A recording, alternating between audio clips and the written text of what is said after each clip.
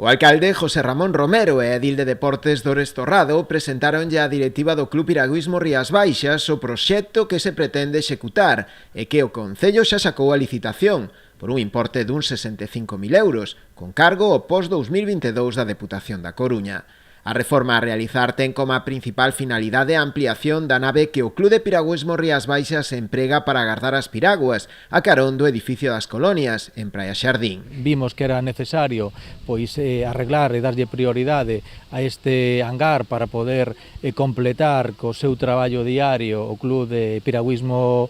Barbanza e, bueno, unha obra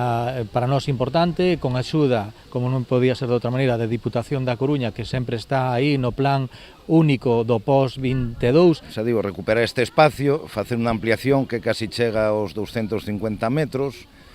bueno, hacer unhas modificacións nos cambios de apertura e de acceso ao local para mellorar o aproveitamento interior e que pues, o que va a ser o seu fin, que o almacenamento das piraguas do Club de Piragüismo, pues, poda ser o máis óptimo posible, aproveitar o máximo espacio que é o que se trata. A intención do Concello é ir completando por fases o entorno do edificio das Colonias para darlle un uso deportivo. E o que tamén é moi importante, pois tamén é poñer en valor toda esta zona que pouco a pouco se está convertindo nun espacio deportivo no noso Concello. Como dicía, un espacio privilexiado, nun entorno, desde o punto de vista medioambiental e urbanístico, excelente, e o que estamos, bueno, pois pouco a pouco dotando de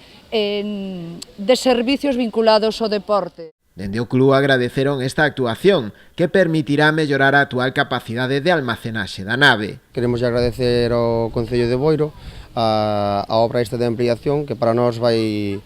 ser moi frutífera nun futuro, xa que, bueno, vai nos a dar cabida a poder ter máis material almacenado, que ahora mesmo sí que estábamos un pouquiño saturados, e creo que nun futuro todas